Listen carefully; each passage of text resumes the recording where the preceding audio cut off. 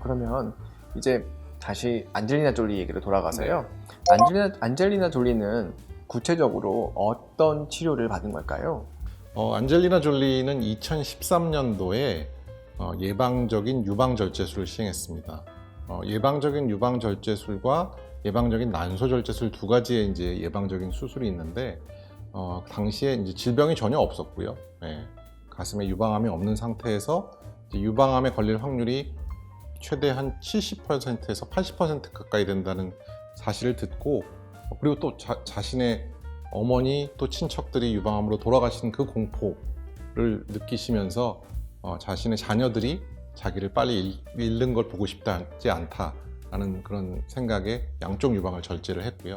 그 이후에 2년 뒤에 2015년도에 양쪽 난소를 예방적으로 절제를 하게 된 것이죠. 그렇다면 구체적으로 그 예방적 유방 절제술이 어떤 방법으로 진행이 되고 또 원래 그 유방암 수술이나 이런 거에 비해 어떻게 다른지 말씀해 주십시오. 네, 기본적으로는 우리가 이제 일반적인 유방암 수술과 그렇게 크게 다르지는 않습니다. 기본적으로 유방의 조직을 다 제거하는 것이 예방적인 수술의 주요 목표이고요. 되도록이면 유방 조직을 남기지 않으려고 노력을 하는데, 이제 저희가 어쩔 수 없이 남을 수밖에 없는 부분들은 바로 유두 밑에 있는 그 유선 조직이죠. 그 조직을 많이 없애면 없앨수록 유두가 괴사되고 유두를 잃게 될 확률이 높기 때문에 그 선을 잘 지키는 것이 제일 중요하겠고요. 그건 뭐 일반적으로 유방암 수술에서도 저희가 많이 하는 수술이기 때문에 방법적으로는 크게 다르지는 않고, 하지만 암이 있는 환자는 아니기 때문에 겨드랑이에 있는 감시림프절 생성 같은 그런 수술을 하지는 않게 되겠죠. 그리고 대부분의 환자분들이 90% 이상의 환자분들은 재건 수술을 동시에 해서 가슴의 모양을 복원하려고 노력을 하고 있습니다. 그리고 또 최근에는 로봇 수술들을 또 많이 시작하고 계시는 단계이지만, 로봇 수술도 예방적인 수술에 있어서는 상처를 조금 안 보이는 곳에 낼 수 있다는 그런 장점이 있어서 또 다른 대안이 될 수도 있을 것 같고요. 하지만 이제 아무래도 시간이 조금 더 오래 걸린다는 그런 문제를 극복한다면 좋은 대안이 될 수 있을 것 같습니다.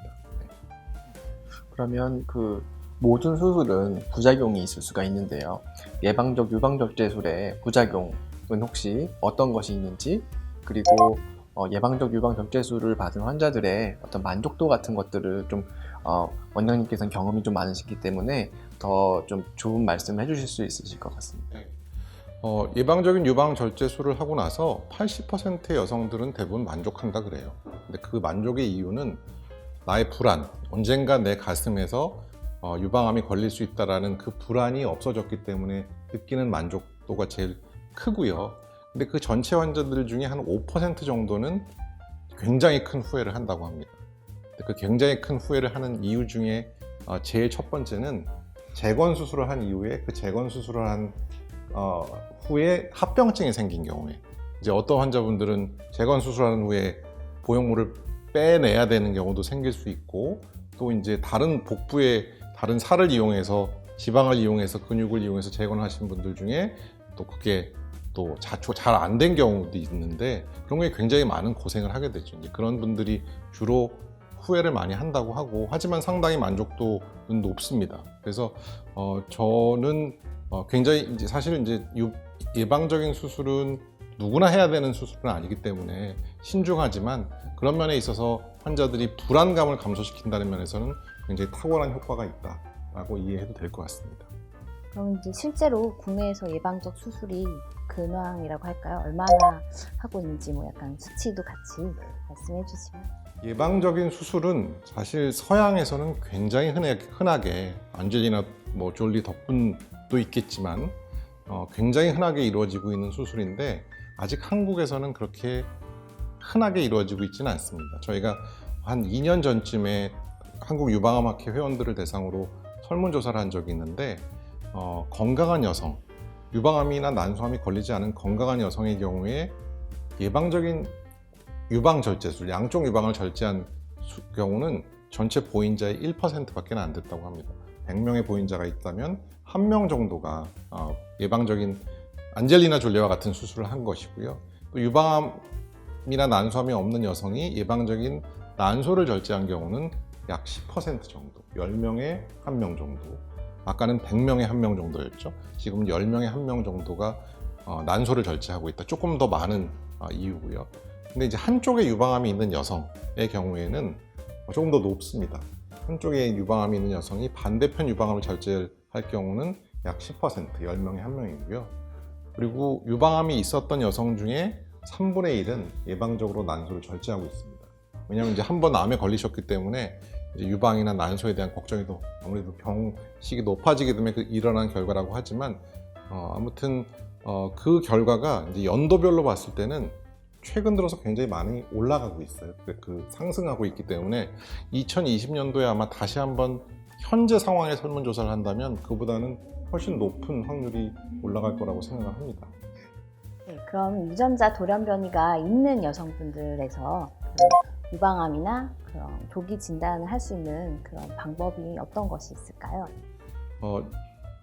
유방암을 예방하는 목적의 방법이 이제 두 가지가 있어요. 진짜 유방암을 줄이는 방법, 그리고 또 한 가지는 유방암을 조금이라도 일찍 진단하는 2차 예방이라고 저희가 말씀을 드리는데 1차적으로 예방할 수 있는 방법이 있습니다. 유방암을 줄일 수 있는 방법이 있는데 일단 제일 첫 번째 우리는 비만하지 말라, 살이 찌는 것을 극도로 조심해라 라고 저희가 말씀드리고 있고요. 그리고 또 살이 찌지 않았다 하더라도 운동을 열심히 해라. 일주일에 5번 이상 최소한 30분 이상 땀나게 운동하시기를 권하고 있습니다. 이 두 가지만 하더라도 유방암의 위험이 최소한 10에서 20% 이상 줄은 것을 저희가 볼 수 있어서 그 두 가지를 저희가 꼭 지키도록 말씀드리고 있고, 그 이외에 이제 식습관이라든지 건강한 식습관을 유지하도록 제가 말씀을 드리고 있습니다. 두 번째 이제 조기 진단을 위한 것인데, 조기 진단은 유방암에 대한 조기 진단, 난소암에 대한 조기 진단이 있겠습니다. 유방암은 유방 엑스레이, 우리가 이제 눌러서 찍는 그 유방 엑스선 촬영을 30세부터 시작하도록 저희가 말씀을 드리고 있고요. 25세부터는 MRI를 1년마다 찍어서 유방암을 조기에 진단할 수 있도록 저희가 권장하고 있습니다. 그리고 난소암 예방을 위해서는, 난소암 조기 진단을 위해서는 난소, 질 속으로 초음파를 넣어서 난소를 보는 초음파와 그다음에 종양 표지자인 CA125 검사를 적어도 6개월에 한 번은 시행하도록 저희가 권장하고 있습니다. 예방적 난소절제술에 대해서도 또 궁금한데요. 예방적 난소절제술이 어떤 식으로 이루어지는지 그거에 대해서도 알려주시면 좋겠습니다. 네, 예방적인 난소절제술은 복강경, 물론 저희가 하는 수술은 아니지만 산부인과 선생님이 하시는 수술이지만 복강경으로 하는 수술이고요. 미국에서는 뭐 입원을 시키지 않고 당일로 퇴원할 정도로 그렇게 뭐 상대적으로 좀 간단한 수술이라고 볼 수가 있겠고요. 저희가 자궁이 있고 그 양쪽에 나팔관이 있고 그 양쪽에 이제 난소가 이렇게 달려 있는데, 사실은 난소절제술이라고 얘기는 하지만 나팔관과 난소를 같이 절제하는 겁니다. 왜냐하면 난소나 나팔관이 같은 기원에서 시작하기 때문에 나팔관에도 암이 많이 생기거든요. 그래서 난소와 나팔관을 모두 절제하는 것이 이 수술의 목적이고, 자궁을 저희가 예방적으로 수술을 하지는 않기 때문에 상대적으로 그래도 쉽게 할 수 있는 수술이고, 수술 시간도 대부분 30분 정도에서 1시간이면 충분히 끝날 수 있는 수술입니다. 배가 좀 아파하시긴 한데 하루 이틀 지나면 괜찮아지시죠. 그래서 상대적으로는 그렇게, 또 중요한 건 유방처럼 겉에서 티가 전혀 안 나기 때문에 환자분한테는 저희가 조금 더 강하게 권하고 있는 그런 실정입니다. 우리나라에서는 유전 질환에 대한 아직 부족한 인식 때문에 본인의 어떤 죄의식을 가진다든지 어떤 그런 부끄럽게 생각하는 경우가 아직도 좀 있는데요. 본인뿐만 아니라 본인의 가족, 본인의 후손들의 적절한 진단과 치료를 위해서라도 그런 어떤 부분에 대해서는 개선이 좀 필요할 것 같습니다. 그래서 유방암이나 난소암에 가족력이 있는 분들이나 지금 원장님께서 말씀해 주신 그런 위험성이 좀 있는 분들은 적극적으로 전문가에게 상담과 진료를 받는 것을 권유드립니다. 유전성 유방암은 또 젊은 나이에 발생하는 경우가 많으니까요. 보다 적극적인 자세로 예방, 조기 발견, 치료에 삼박자를 놓치지 말아야겠습니다. 네, 저희는 다음 시간에 또 다른 이야기로 건강한 가슴을 위해서 또 다른 강의를 준비하겠습니다. 닥터핑크들에게 힘이 되는 좋아요와 구독 잊지 말아주세요.